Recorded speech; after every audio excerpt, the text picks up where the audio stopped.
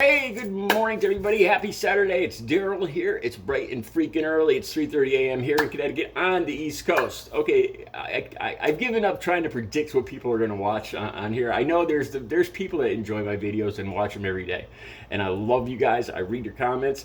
I don't always. I respond seldom because when I start to respond, I get caught up and I neglect to make a video.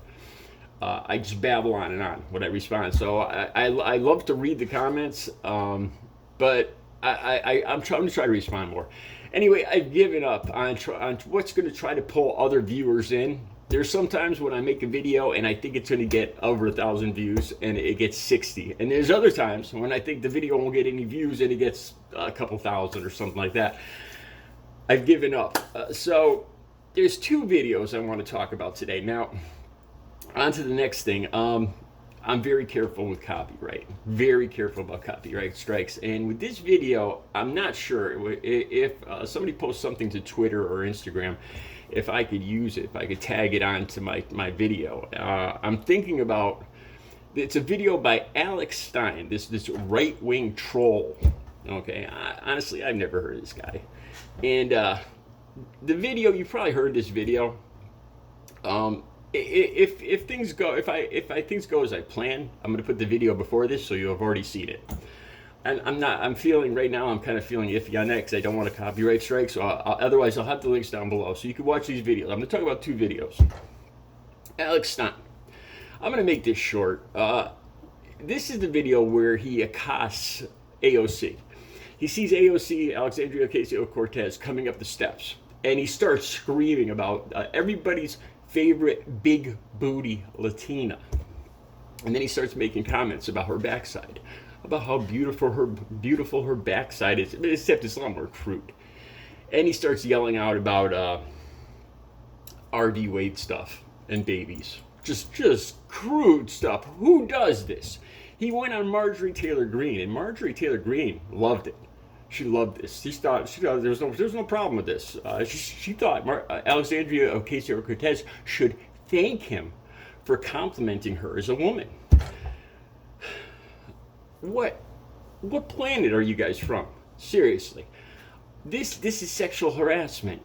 I don't think I was going to say you're acting like a 15-year-old boy, but I don't think most 15-year-old boys would even act like this. If I ever saw anybody on the street doing this to a woman walking by, they would be spitting teeth like chiclets. I'll just leave it right there because it goes through my mind. Empathy. What if that was my mother? What if that was my sister? What if that was my cousin? What if that was my girlfriend, ex-girlfriend, and somebody did that to her? You know what I would do? Your mother would cry when she saw what I did to you. You know, what makes you think this is okay? Just because of politics? I can't stand Ivanka Trump. I can't stand Marjorie Taylor Greene. I can't stand Lauren Boebert. I mean, I just despise them.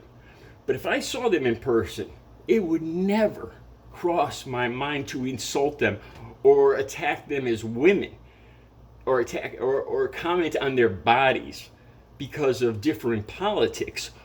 What makes you and how are you possibly proud of this? This is one of the things that makes me proud to be a progressive, a liberal, a left-winger, a Democrat. Because this is just beyond anything, any kind of rational human action that I've ever seen. Who does this kind of stuff? Especially growing up, like I said, my father died when I was 9, and I grew up with my mother and my sister, and I felt like the protector of the family. And to see somebody do this, and you can tell, there's nothing complimenting about this. He's assaulting, he's sexually assaulting her with words. I don't get it. It makes me proud to be not him, not on his side, not having anything to do with him. How Marjorie Taylor Greene, how this woman keeps getting elected and staying when she's okay with stuff like this, just because you differ in politics that you can insult a woman like this. I don't get it, man. I don't get it. But it makes me proud to be on the side that I'm on. All right, let's move on to Ted Cruz. Ted Cruz made another video. He went down to the Rio Grande Valley. Okay, I've never been to Texas. I've never been to the Rio Grande Valley.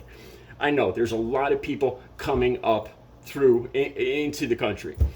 Okay, and this, I had an idea in my head. He films it at midnight. He's got a camera crew, a clandestine camera crew with him. There's a little light on him. It's dark. It's about midnight. He's acting like, what's his name there? The journalist that opened Capone's vault. He's acting like that guy, and and he starts getting all melodramatic, and he starts talking about what happens to some of the kids crossing, some of the little girls and stuff like that. I can't repeat any of it. And he makes these pauses, and he goes, "What kind of monster? Joe Biden's policy. What a monster! Who would do this? Who would make it okay for traffickers and coyotes to do this to these innocent children?" And he just it's like he fakes that he's starting to tear up, and he's got these quiet pauses, and it's monster Joe Biden. All right.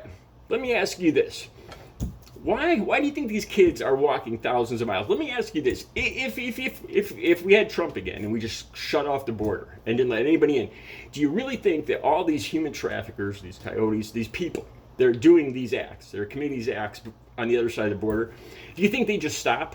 Do you think you think they'd just be good, normal, upstanding people? But because all these people are trying to get to the United States, it turns them into these monsters. No. What do you think these kids are fleeing from? They're fleeing from this exact stuff. By us having this policy, that if they can make it here, they have hope. Back where they are, they have no hope. The violence, the drugs, the gangs, the stuff that Ted Cruz is talking about. Why do you think parents would send their kids on 1,000 miles, 700, 800 from Guatemala, however many miles it is, to the United States? What do you think they're trying to escape? If you closed off the border and made it impossible, no hope that they can get in, do you think these people that are doing these horrific acts, these monsters, do you think they would just disappear? Are they just created by Joe Biden? No, that's what these people are fleeing. You're basically saying just this way you won't be able to, you won't have to look at it, at least it won't be on your conscience if you just shut the door, and you won't see what's happening on the other side of the border, and everything's fine and dandy and the monster's gone. No, all you're doing is taking away the hope of these people, the last hope they have of trying to get themselves and their kids to safety into America. Now let's talk about why they're coming here.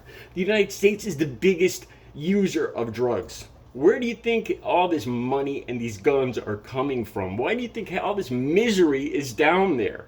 We're all responsible. People like me that was buying all these drugs back 15, 20 years ago. The thousands of dollars I spent every week, where do you think that went? Back down there to buy this stuff. We're partly to blame for this, and we're just giving them a glimmer of hope that maybe if they could get here, they can have a different life. These people don't have any these he talks about children, like a couple 17-year-old boys and a 5 or 6-year-old girl and this and that. Do you really think now they should stay in this country? They should stay in Guatemala or Mexico with all the gangs and the drugs and all that stuff, and wait and they'll just ask nice permission. If they come to America, I'll wait 6 or 7 years and fill out all the documentation, and maybe by the time I'm 25, maybe I'll get a letter from the United States saying that I can come into America. No, of course not. They don't have the ways and the means, and most of all, they don't have the time, the safety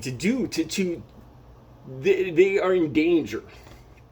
And by just putting up the border, it's not going to get rid of any problem. All it's going to do is going to shut it off from our eyes so that we can't see it. We can just wash our hands. Ted Cruz can wash his hands of it. And what you do in your own country, I don't know. That's not the right answer here. People like Joe Biden, it gives them, leaving the possibility that they can get here, it gives them a glimmer of hope. And that's about all they have right now. All right. You guys have a good Saturday. I'll be back later with another video.